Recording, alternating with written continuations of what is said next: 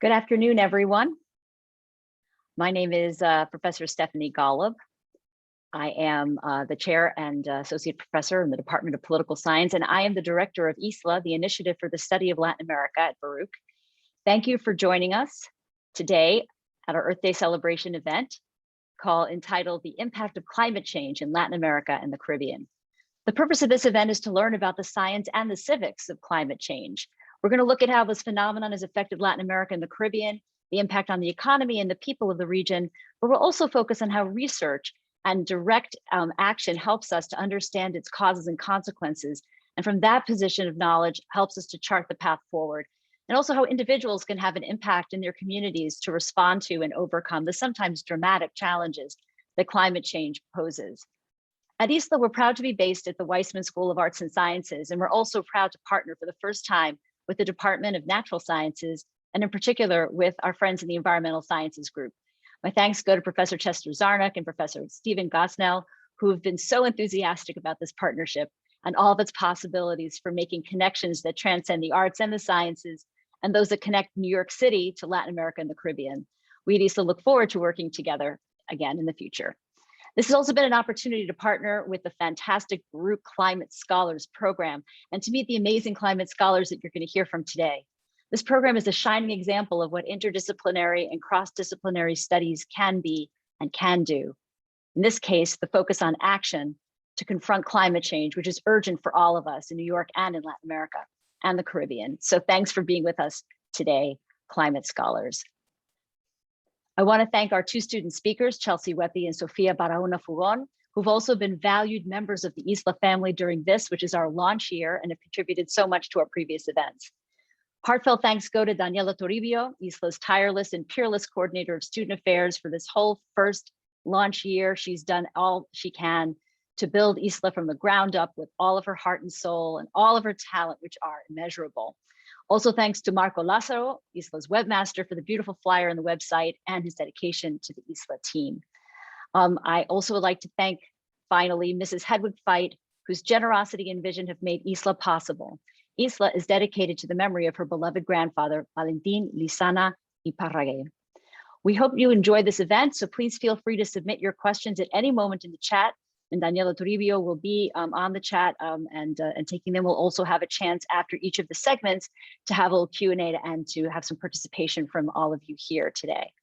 So for now, I'd like to hand the proverbial microphone over to my colleague and ISLA faculty friend, Professor Chester Zarnock, who is a professor in the Natural Sciences Department here at Baruch College, and also a member of the graduate school faculty at the Graduate Center in the Biology Department of the College of Evolutionary Biology and Behavior.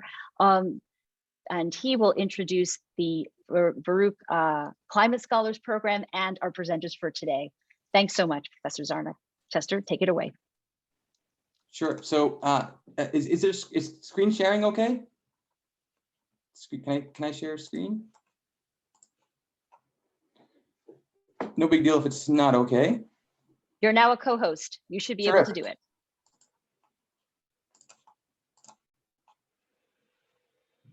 Stop sharing.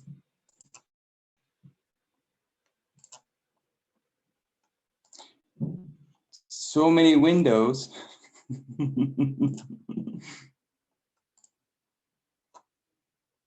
been a long day. Okay, so I get the great pleasure of introducing you to the Baruch Scholars Program. This is a brand new program. We're just finishing up our first year. The program has the goal of introducing interdisciplinary research, education, outreach opportunities to Baruch undergraduates with a focus on climate change issues. And we know that climate change is a major challenge now and will be into the future. And it's a challenge that cannot be solved through a single disciplinary lens. It's going to require us moving across academic disciplines, breaking down barriers that have existed for decades within academia, and collaborating to solve issues. And so the Climate Scholars Program is very much about cross-disciplinary work, interdisciplinary work, And it is, we achieve that through collaborating across the schools at Baruch. And so we have faculty members that are coming from Weissman, the Zicklin School of Business, and the Marx School of Public Affairs. And these faculty members have all different kinds of backgrounds and different knowledge.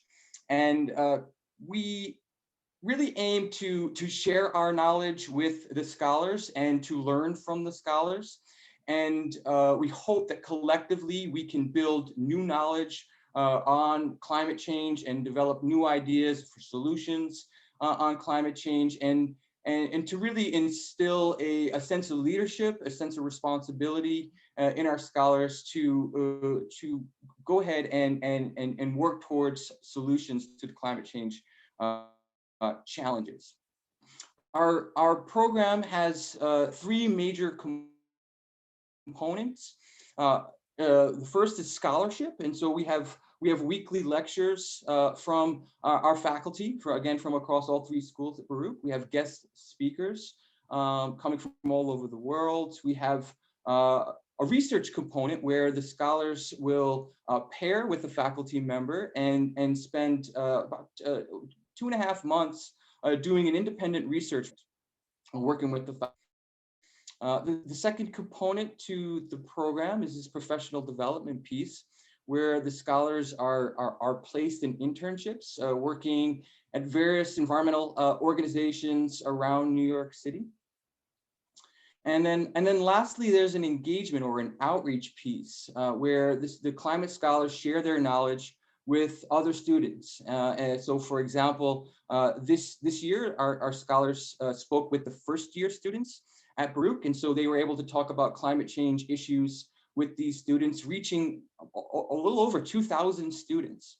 And we know that had an impact on students, because many of those first year students are now more engaged in environmental issues, environmental science courses, and the environmental sustainability minor, which has been really exciting.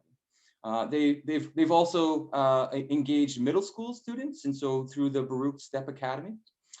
So these three components are the major areas in which the scholars work in, and make up the experience of being a Baruch climate scholar. Ultimately, what we hope to do is to build a community centered around climate change at Baruch. We hope to encourage more students. We hope that faculty will join us and become more engaged in climate change issues and collaborative efforts to come up with solutions to the climate change challenges. There's many ways to join us, participating in events like this. Thank you again, ISLA, for hosting. There's a Baruch Climate Change community listserv that you can join, where we advertise events like this one, and other events like guest speakers and other events related to climate change and environmental sustainability. So I encourage everybody to join our group, become more engaged in climate change. And now I'd like to introduce you to some of our climate scholars. We have Stacy Kim and Carla Ruiz Cravato, and they are going to talk to you a little bit more about climate change issues globally and within Latin America and the Caribbean. Hi everyone, my name is Carla. I am currently a senior at Baruch College studying finance and a previous Baruch climate scholar, but I will be the coordinator for the next cohort, which is very exciting. And feel free to introduce yourself, Stacy. Hi everyone, my name is Stacy. I was one of climate scholars. I'm a senior here at Baruch College, and I study journalism. Chelsea will introduce herself. She's also a climate scholar, but she's also a guest speaker for this presentation, so we'll let her introduce herself later on. We're gonna give a quick presentation to you guys. Let me just screen share.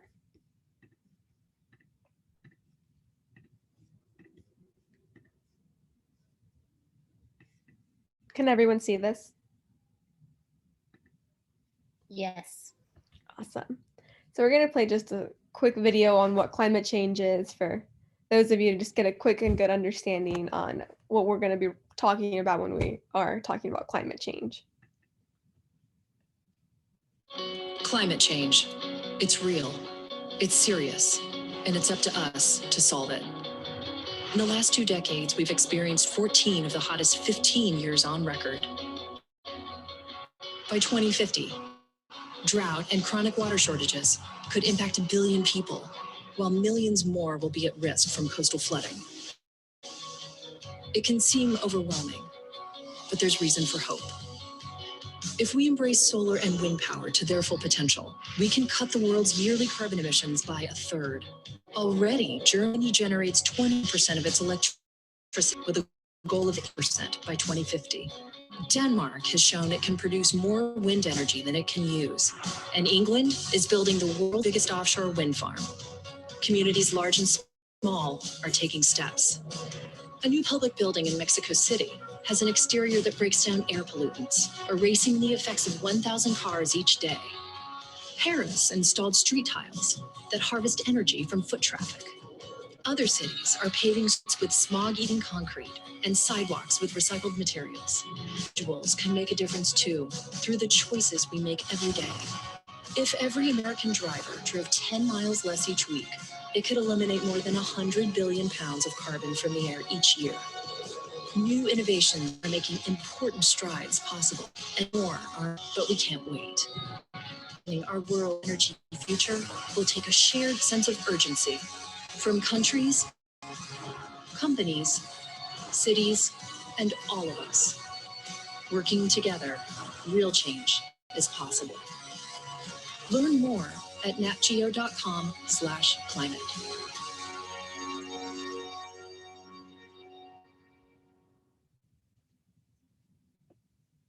Okay, so we are focusing on Latin America and the Caribbean for presentation, and I just wanted to share some quick facts and information with you guys regarding the climate change scenario down in these areas.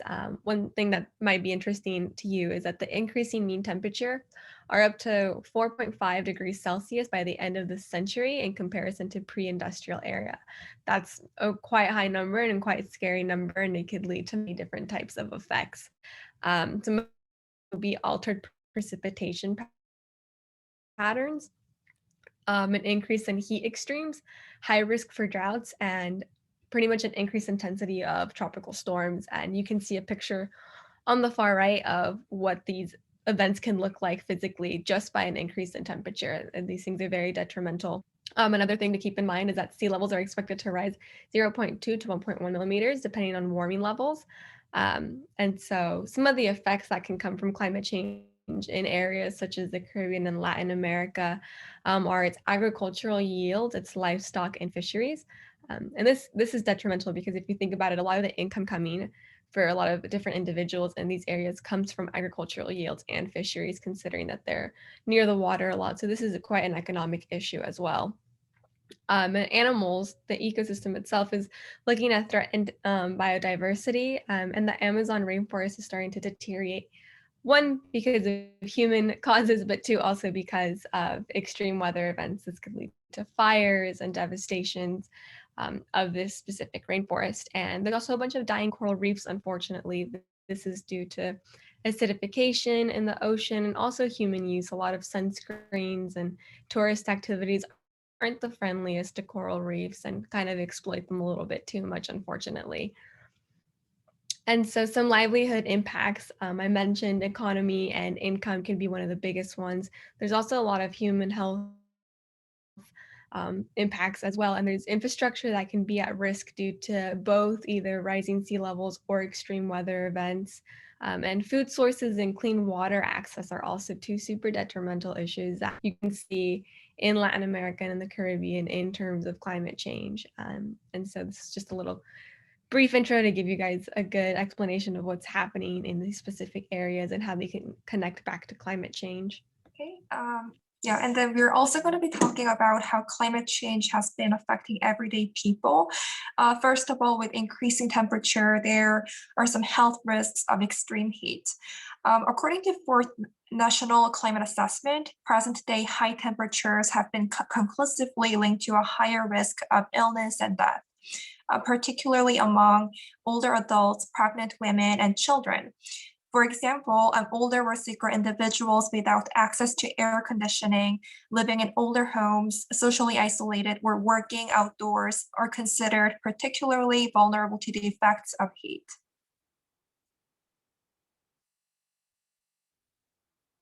And second, you can also think of wildfires in California, and this is because of climate change, as our planet is getting dry and hot, which could induce wildfires. And next slide.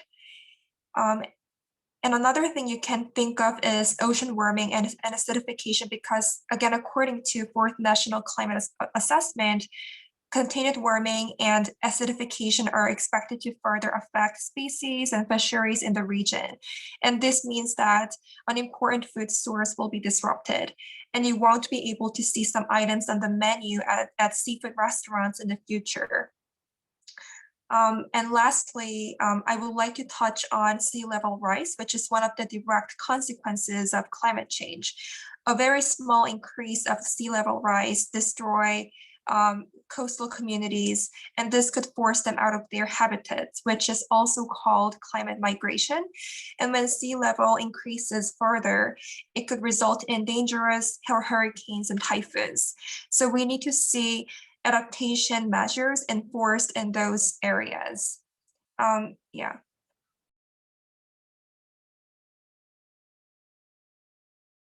Sorry, would you say it causes hurricanes and what? That hurricanes and typhoons.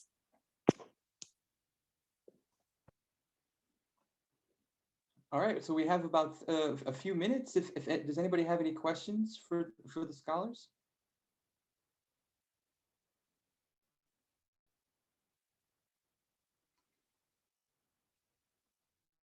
Well, I can ask a question. Hi, everyone. Great work. I am a professor in the journalism department. I'm surprised I never met you, Stacy. You said you're a journalism student, but great to see. I interviewed you last year to write a feature. Oh, now I remember. Okay, great. But you're never my student. That's why.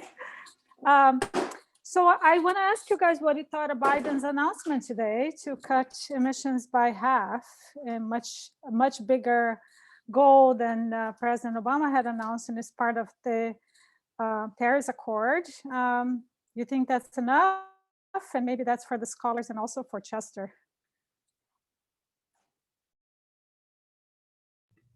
I think it's an improvement as to before, and especially from the Obama administration and the Trump administration.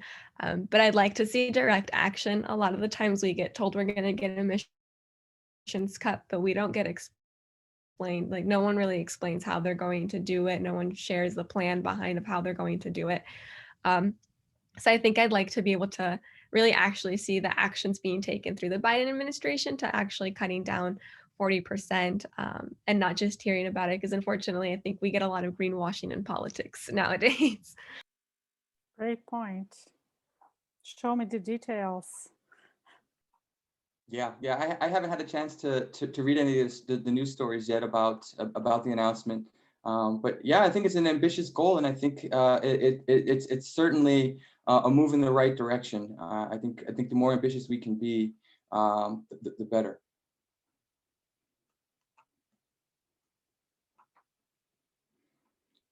All right, so I think we can move on to the next segment, and Daniela, I think you're going to take over. Yes, thank you. So, hi everyone, good afternoon. I'm Daniela Toribia. I'm the coordinator of student affairs for ISLA, as I was introduced earlier. And I now would like to introduce two very special speakers, two students that are very active and not only at Baruch, but also internationally in Latin America about climate change. And they are Chelsea Wiebe and Sofía Barahona. And I would like to introduce Chelsea. Chelsea is a graduating senior majoring in entrepreneur management and double minor in Spanish and environmental sustainability. Throughout her experience, she has volunteered, done internships, fellowships, and all experience related on community action and environment sustainability. And most recently, Chelsea joined the Baruch Climate Scholars Program, where she's learning about climate change through interdisciplinary ends and sharing this knowledge with the Baruch community and beyond.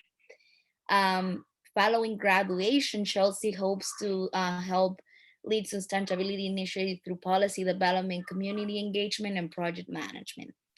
Well, Sofía is also a graduating senior. She's majoring in business communications with a double major in journalism in Latin America and the Caribbean. And she's the founder and executive director of Fundación Lourdes Fugón, a nonprofit organization that works as a scholarship program for first generation high school students in Honduras, where she's also a mentor. She's passionate about social justice and community building, and her work in Honduras has been recognized by the United Nations and featured multiple media outlets, including ABC and BCC. So I want you all to help me welcome these two wonderful students who will give us a little bit of introduction about their work, and then we will pass to a Q&A session. So Chelsea, could you take the mic, please? Yeah, thank you so much, Daniela. Let me share my screen here.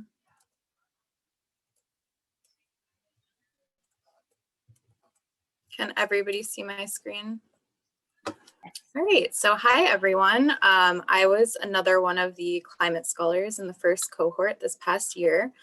And first of all, thank you so much to ISLA for hosting this Earth Day event and for giving me the opportunity to share a bit about the research that I've been doing this past year with the help of Professor Gosnell. It's been a part of my honors thesis project. And for my project, I researched the history of international migration from the Latin American Caribbean region and the role that environmental factors have played in increasing human migration from this region to other parts of the world. So to start off, international migration is the act of leaving one's country to permanently settle in another country. It's driven by many factors. Some of these include lack of economic opportunity, lack of access to education, governmental corruption, and violence. These factors have proven to be the reason that many citizens within the Latin American Caribbean region have either chosen to or have been forced to relocate internationally and find other opportunities to sustain their livelihoods. So the question at hand here is, how does the natural environment connect to this? We saw the link between environmental instability and migration within the Latin America Caribbean region come to light in the 1990s and early 2000s. Since the emergence of this link, there has been an increase in attention given to environmental threats and their connection to migration patterns.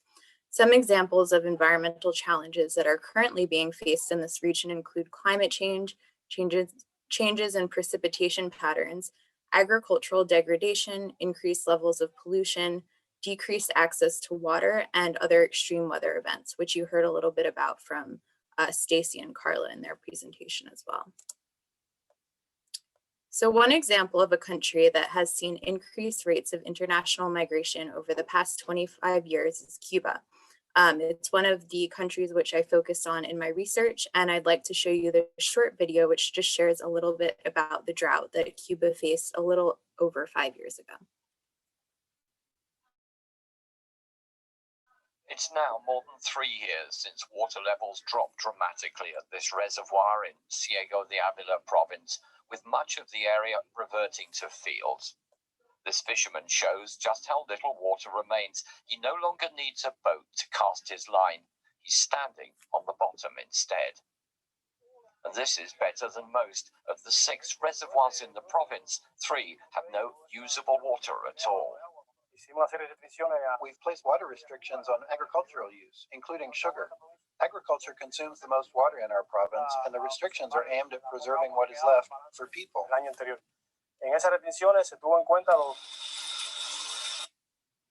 So hopefully that just gives you a little bit of an idea of some of the environmental issues that they are facing over in the Latin American region. And as we can see, drought impacts some of the main sources of economic prosperity, such as agricultural production in Cuba. And as more and more people in the country are unable to support themselves and their families, they're left with no other option other than to relocate somewhere else where there are other opportunities. This is unfortunately the case in many other countries within the region. It's now more than 3 years since. There you go. So although it is clear that there is this link between environmental change and international migration, there's little being done to address the issues. For instance, the 2018 World Migration Report explicitly stated that there is a need for further research on the relationship between environmental change and migration patterns, yet the International Organization for Migration has not done anything to further these research efforts. The 2019 report from the US Global Leadership Coalition on Migration from Latin America cited violence, instability, and poverty as the driving forces of migration, and they did not even mention the impact of environmental change. Although these reporting agencies know that environmental issues need to be addressed, there is little to no funding going towards addressing these problems. So in order to properly protect vulnerable populations and decrease the number of people who are forced to migrate, we must also address environmental threats in the Latin American Caribbean region.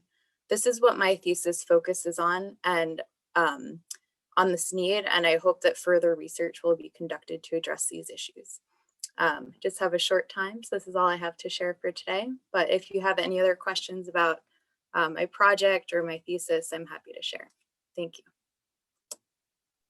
Thank you so much, Chelsea. That was a wonderful presentation. We're really grateful for you sharing your thesis with us. So now we will pass the mic to Sofía.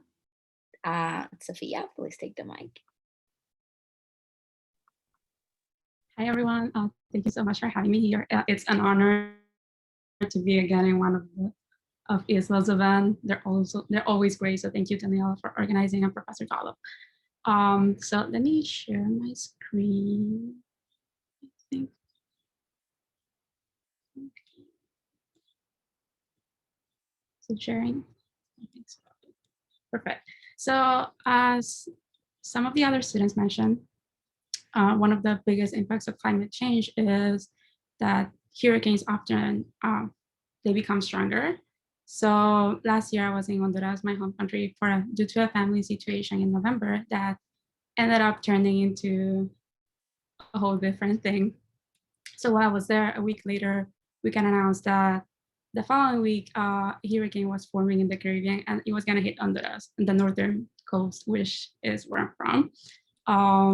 So at the beginning, I didn't think it was going to be it wasn't going to be as strong, but it turned out that I think it was one of the biggest disasters in the last decade. So I'm gonna share with you one video that I made for regarding the situation that was happening in Honduras. So let me see. Can you guys see it? It's showing. Okay, perfect. Thank you. Las carreteras están destruidas y extensas zonas han quedado cubiertas por el agua. Miles de personas esperan encaramadas en los tejados de sus casas que alguien acuda en su auxilio, pero faltan los medios y la situación es cada vez más crítica.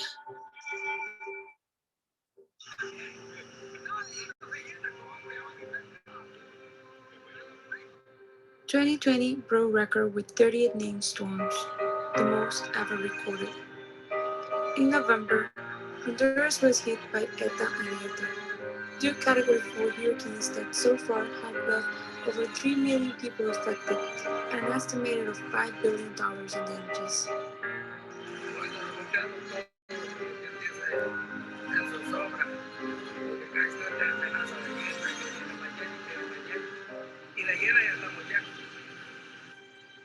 Both hurricanes have caused widespread flooding, destroying roads, bridges, and submerging entire towns underwater. Many compared this disaster to Hurricane Mitch, which happened in 1998. Pasado de dentro como el Mitch y realmente fue un poco más superable. La zona donde golpeó fue como Mayagüez, la Choloma, ¿verdad? Y la Lima fue menos de espalda. Entonces por eso los colombianos. El Mitch no fue así, estos fueron dos.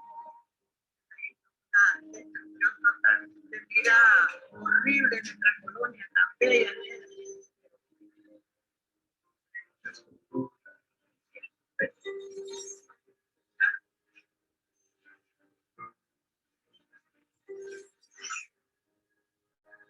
In Honduras, over 60% of the population lives below the poverty line.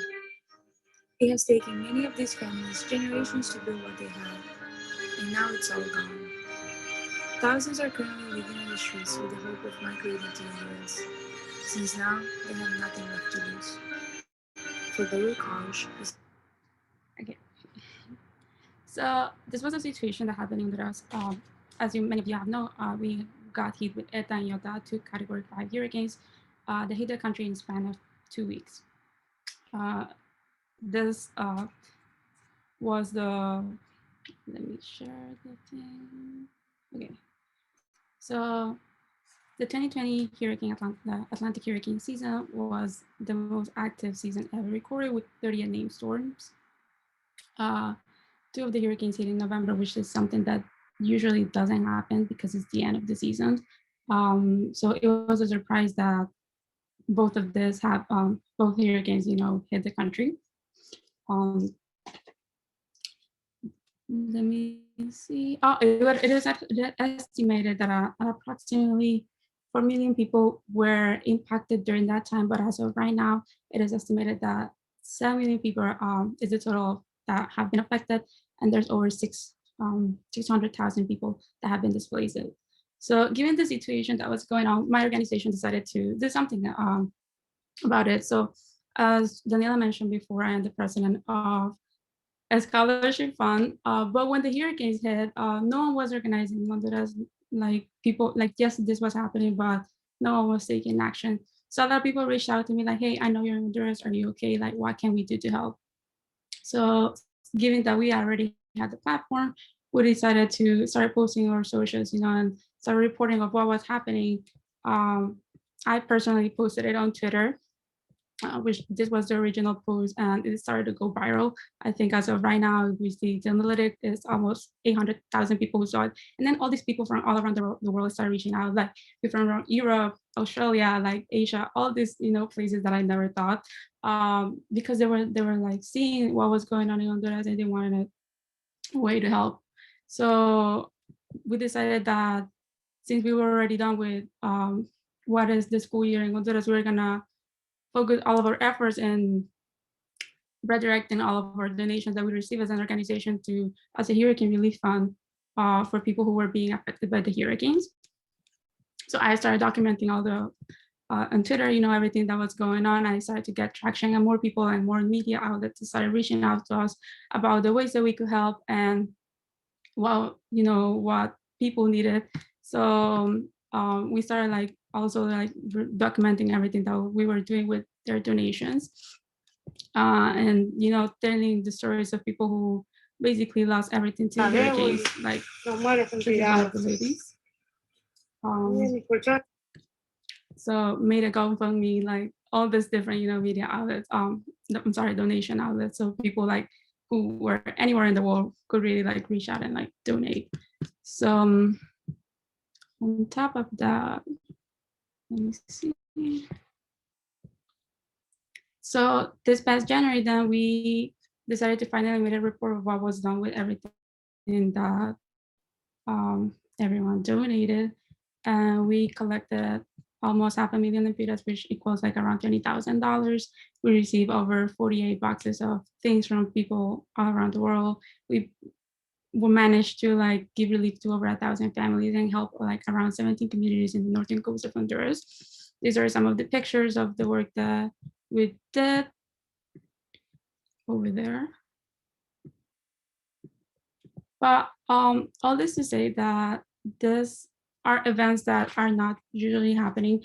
Central America is one of the most vulnerable, given that we have 2 bodies of water. It's one of the most vulnerable regions to climate change. Right now, the sea levels are expected to rise. Water temperatures are also getting warmer, which means that in the future we're gonna get probably even stronger hurricanes, and that's a very worrying situation. Recently, an article by La Prensa, which is the biggest media news outlet in Honduras, said that it is expected that for this year storms might be even stronger than the last year. Honduras itself is a country that where over 60% of the population lives in poverty. So and a lot of these people with over 1,600,000 people affected, they decided to migrate because they don't think, they don't see a future in Honduras. And it is important to notice, like as Chelsea mentioned, like how climate change and then migration is related, right? Because a lot of these people are leaving because of the effects of climate change. Right now we have, I think, there's a lot of climate refugees at the border. We have the highest number of refugees, most of them who are under, unaccompanied minors at the border. And they're climate refugees, and most of them are from Central America. And they're there because of the situations that happen, specifically like, the recent hurricanes. So today, right now, the White House is hosting a summit for climate change. And as I was reading about it, one thing that I noticed and it made me really upset is that not a single leader from Central America was invited. And we have this huge crisis happening at the border.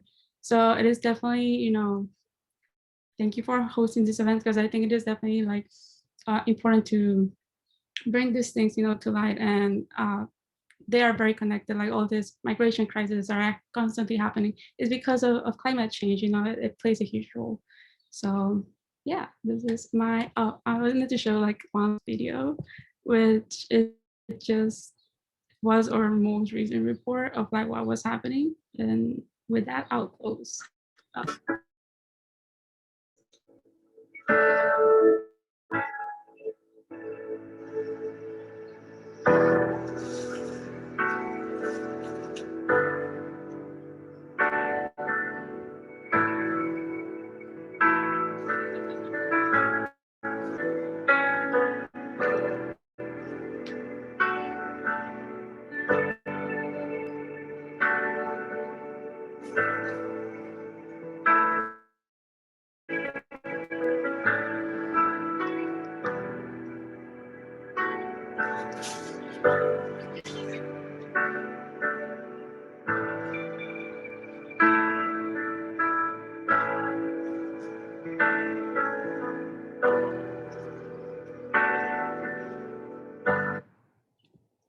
So yeah, thank you so much for having me. Thank you, Sofía, for another wonderful presentation and for sharing this very touching and admirable work that you did in Honduras. Thank you. So now I have a couple of questions for our two student speakers, Sofía and Chelsea. And the first one would go to Sofía, although she already gave us a little introduction, just if you want to share more details. But one moment served as a wake-up call for your activism. Like, what was exactly about the whole situation that you said, I have to be part of the solution? Ooh, okay, so it was definitely November 2019. I was working with another nonprofit organization in Honduras called Students Helping Honduras. As part of like the organization, I was like doing a lot of studies of what was the situation in Honduras in terms of education, in terms of climate change. I was just basically like researching more about my country. And it was scary to learn. Like I already knew these things because I was born and I grew up there and I saw it every day. But then we just see like all these staggering numbers of like over 60% of the population lives in poverty. Like a lot of the kids drop out after, like over 50% of the students drop out after 6th grade in rural areas. So like all these problems, and I was just like, oh my God, like this is happening. And yes, I am doing like something within an organization already, but it didn't feel like it was enough. So then a couple of months later, I was sitting down with my mom passed, who was a teacher, who we named our organization after her. And when she did, I was just like, you know what, like this is a time, because I wanted to keep, my mom was a well-known teacher. She was so passionate about education and serving others. So it's just like, I just can't let her memory, like I just want to keep her legacy alive. So I took that as a moment like, okay, it's now or never, I'm going to do it. Talk to my family. They were just like, yes, let's do it. That's the best way to keep your mom's, memory alive. And we did it. I didn't know anything. I had to start from scratch, like reaching out to people, but I mean, you just have to take the step. So yeah. That's wonderful. I have so much respect. I would have been terrified, but I think you'd took the right call, and I'm pretty sure that many of us are grateful for that. So Chelsea, could you share a little bit with us about what moment served as a wake-up call for you, for your activism? What was the moment when your interest for climate change was born? Yeah, thanks, Daniela. So for me, during my junior year at Baruch, I found out that there was a study abroad exchange through a university in Santo Domingo in the Dominican Republic. And, growing up in New York City, I worked in the hospitality industry for years. So I was always trying to, improve my Spanish, be able to communicate with, a lot of my friends better. So that was sort of my main motivation initially, was I really wanted to learn more about the culture and improve my Spanish speaking skills.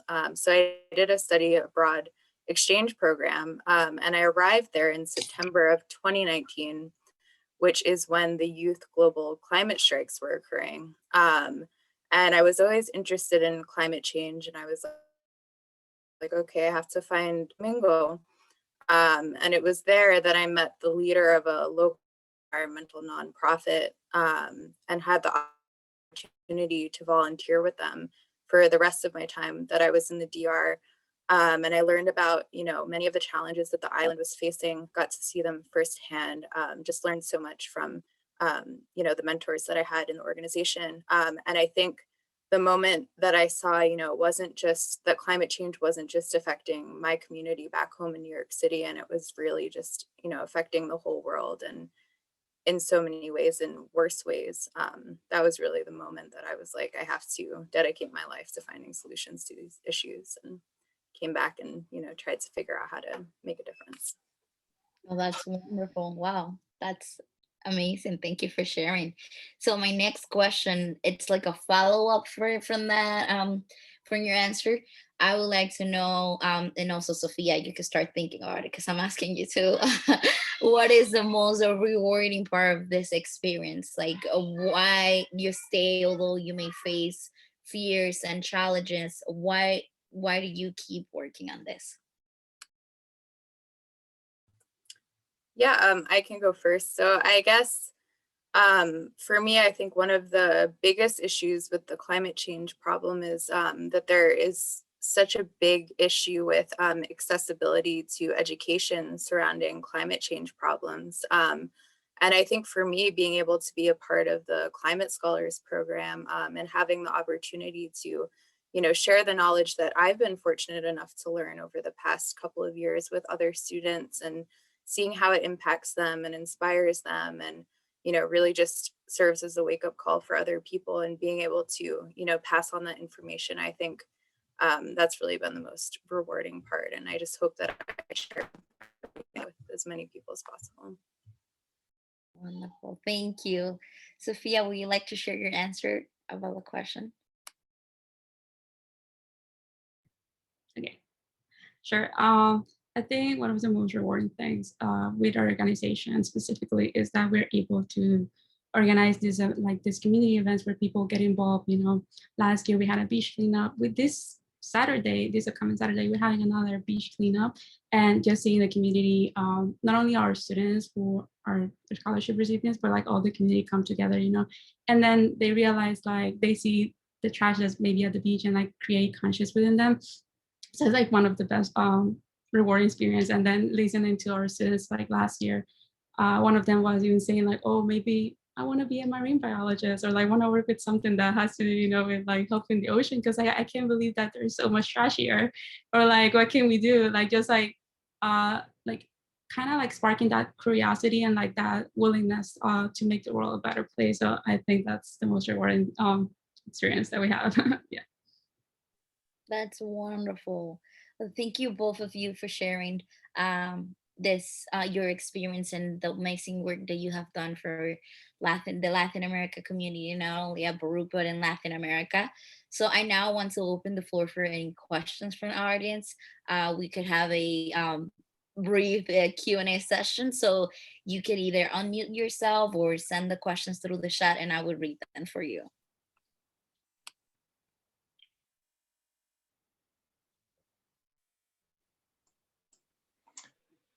So I was going to ask both Sophia and Chelsea if there are any plans or any ongoing activities to make these places more resilient to climate change and flooding and coastal issues.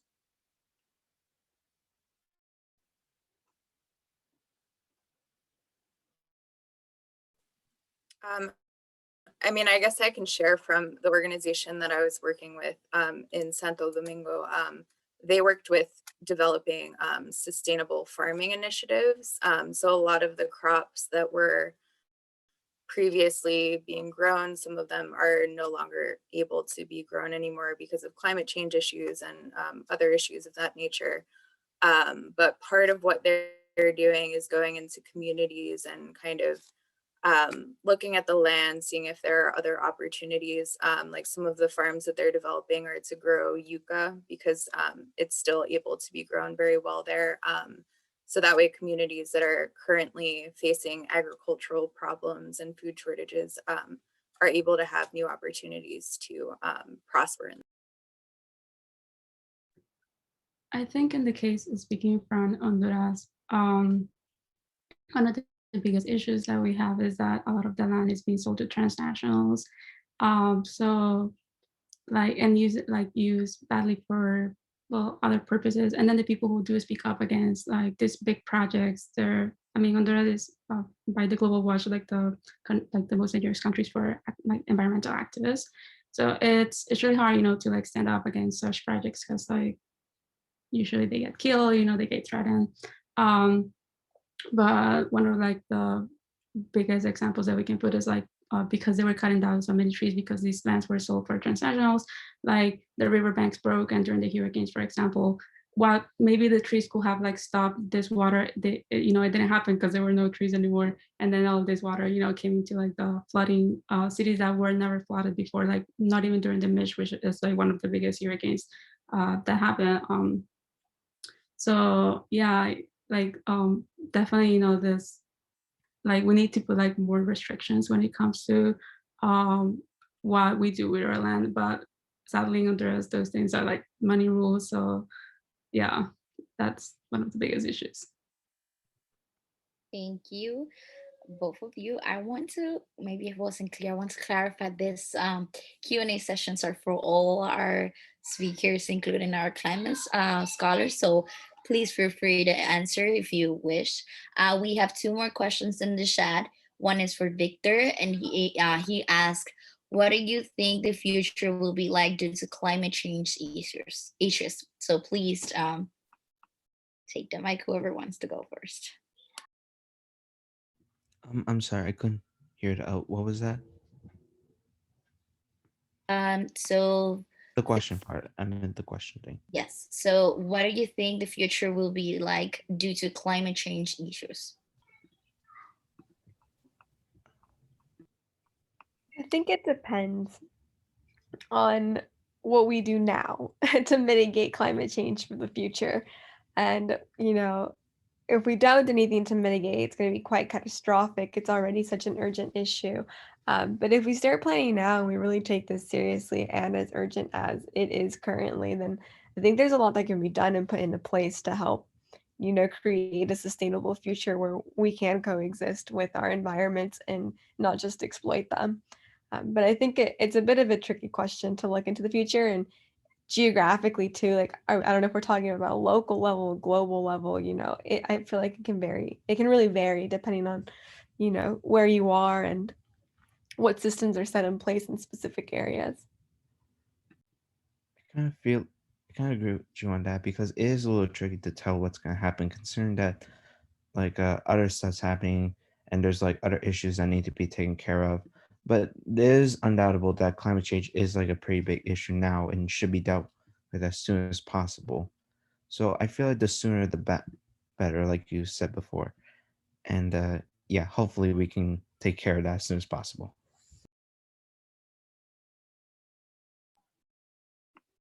Okay, thank you so much. We have another question. It's from Lask, and They want to know, how long do you think it would take for better energy sources to become the norm over harmful sources?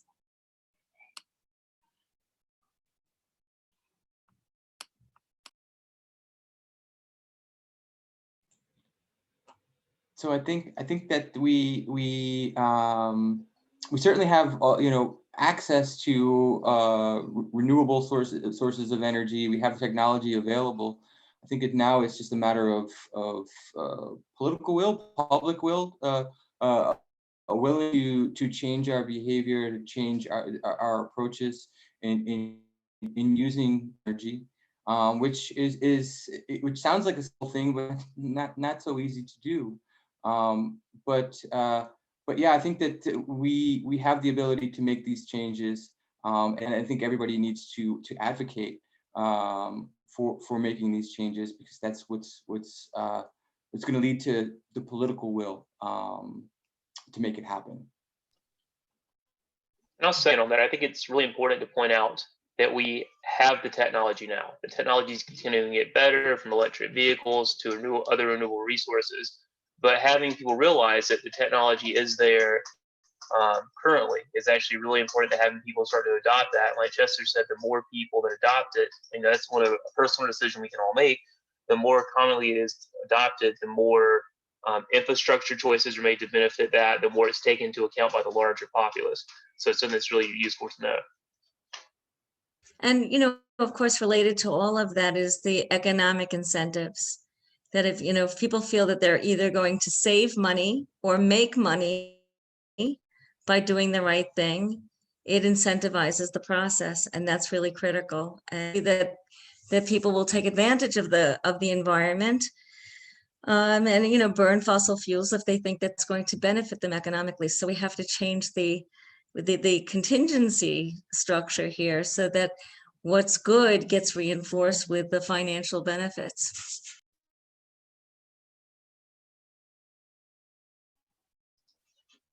Wonderful. Oh, sorry, were you going to say something? Sorry if I interrupt. I just wanted to say thank you to everyone who contributed to the Q&A session. Amazing questions and even more amazing answers. So thank you. I will now pass the mic back to the climate scholars, because they have a final part of the project. So please take it away. Yes, so we're just going to share some of the things that you do in order to participate and become more active in the climate change fight. And we'll do this quickly because I do know we're running out of time. But here's some actions you can take. One of the best ones is, to take courses that are climate change related at Baruch College. These are plentiful, and I'll provide a list after this slide that, it's a great way to get involved. It's a great way to make connections, and it's a great way to just always be knowledgeable and educated on what's going around you in a classroom setting. Another thing is to understand the science behind a lot of climate change and understand locally what's happening within your own environments that you live in. A great resource is the National Climate Assessment. Daniela will put some of these links as I talk about them in the chats, and you can just kind of go through them and check them out. Staying updated with news is huge. Whether you're into business, Bloomberg Green is a great resource. New York Times has a climate and environment section that will talk about big and recent stories. NASA has a global climate change articles, which a lot of time is like research-based articles that people are publishing, and it can definitely stimulate new knowledge. And Inside Climate News is a place where you can get different types of news that are, have to do with sustainability, have to do with climate change. So she's published there too, so great for her. And then understanding policies and movements such as the Green New Deal and the Paris Agreement. We hear these a lot, but I don't think people take the time to just look them up and read through them. And, the Green New Deal, I think, is like 2 pages, 3 pages long. It's a PDF. You can download it, and it's a great read through. You don't have to agree with all of it, but it's good to be informed and understand what are some of the key components and key players of wanting to introduce something like that in the United States. Speaking up is also a great way where you can take action, beginning your local communities, whether this is at Baruch or in your neighborhood. Try to become involved in what's already there. Asking your local and national representatives to support and create equitable and sustainable initiatives is huge. Here's a link onto how to find your representative. You're going to type in your zip code and it'll pop out the representatives in your areas, and it has their cell phone number, which I don't think it's their personal one. I'm assuming it's their office number, and it has their email. Which are two great ways to get into contact and get your ideas out there. Writing letters to the editor on any articles that you seem inspired by or that you think are inaccurate is another great way to get your opinions on climate change out there. And holding corporations accountable. A lot of the time, we can only as individuals, but in the society we live in, you can vote with your dollar and you can try to be more sustainable. Lastly, volunteer and join movements. There's the Send Right movement, which is a youth-led movement. They have actually a chapter in New York City, and they host a bunch of events. There's Grow New York City, which has to do more with like agricultural and food resources and sustainability. There's the People's Climate Movement. You can volunteer at New York City parks, research labs, and do some citizen science to kind of get your hands on and get some real experience into climate change and the science and just what it is, the community behind climate change. Becoming a part of the community is huge for being able to mitigate the change.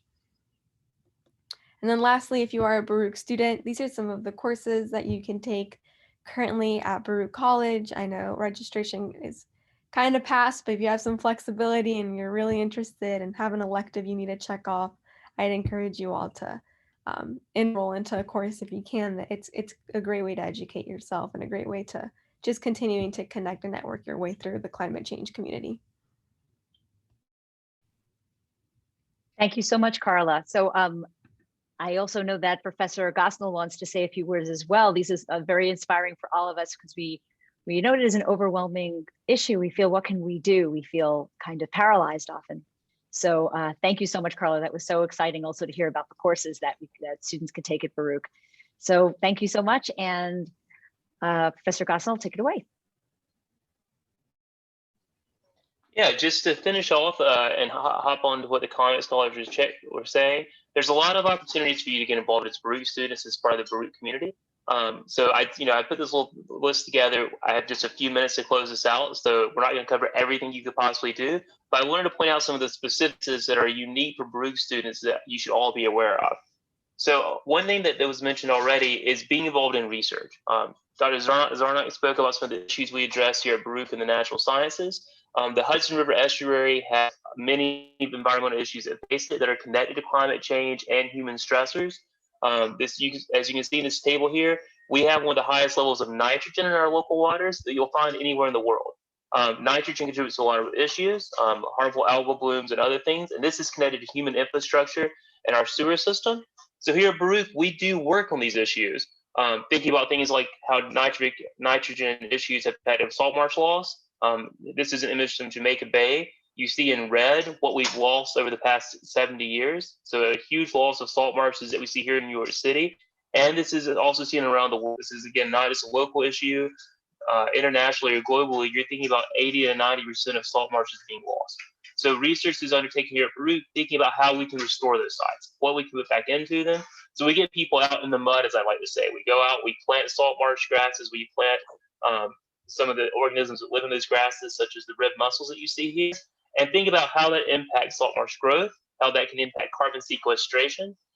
So having these natural communities can help protect us from hurricane damage, like we spoke about earlier, and can also impact things like carbon storage, so directly impact climate change that way. So that's a chance for students at Baruch to get out and get involved.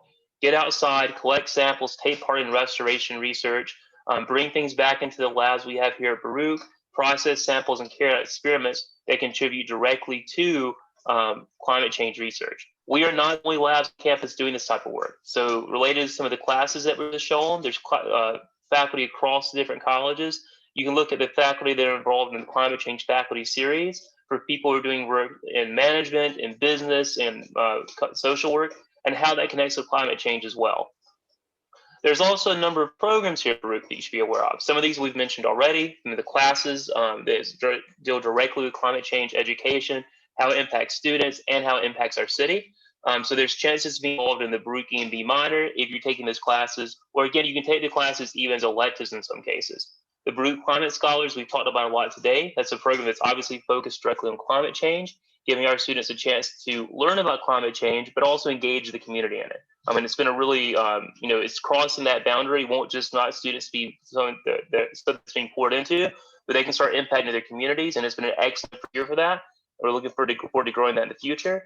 The Natural Science Department also has an ALEC scholarship that's given every year, and that gives you a chance, again, to participate in research. So many of these opportunities, we're looking at ways of getting students involved that can provide credits for classes or stipends. So we want to make these research opportunities, these outreach opportunities, accessible as they possibly can be. BaruchEMB.com, the website that you see there, for more information about those scholarships, fellowships, and the classes in the minor program. Outside of what's happening just locally, we also have research at Baruch that focus on areas around the world, including Latin America. So my lab, for example, works on big data that we work with, gather with the collaborators focusing on kelp forests in the world, or tropical forests. Big data comes from collaborators. It comes from groups like the LTER, these are long-term ecological research programs, or NEON, which is an observatory hosted by the National Science Foundation as well. And there's actually an unbelievable amount of data out there that shows how natural systems have changed over time, how that's impacted what they have for us in terms of carbon storage, protection from weather damage and other services, and how we might be able to amend that by restoring these systems. So even for students who don't want to get in the mud necessarily, you can think about building big data skills that are very transferable to other areas to answer some of these climate change-based questions. Similarly, you can work on doing global research in other areas. Dr. Zarnik has done work in Bermuda before, looking at the upside down jellyfish that you see here. Again, looking at how these natural communities, the organisms that are contribute to denitrification, carbon sequestration, other things that are very relevant to climate change. Dr. Gruber is one of the leaders of this project SETI. This was actually one of the audacious projects that was funded by TED in the past, one of the past cycles, looking at how we can communicate with sperm whales using artificial intelligence. And some of this work is centered around space stations in Latin and Central America. So please think about ways you can get involved there, doing research with Baruch faculty around the world. There's other opportunities as well. There's things like REUs. These are research experience for undergrads. Some of these are tied to programs at Baruch, such as the LSAT program, the Lewis Stokes, make sure I get the acronym correct, the Lewis Stokes Alliance for Minority Participation in Science, Technology, Engineering, and Mathematics. So that's a research program at Baruch that, again, you can be paid to participate in on campus, and then it'll also give you a research abroad. This program, you're paid for doing research in tropical forests.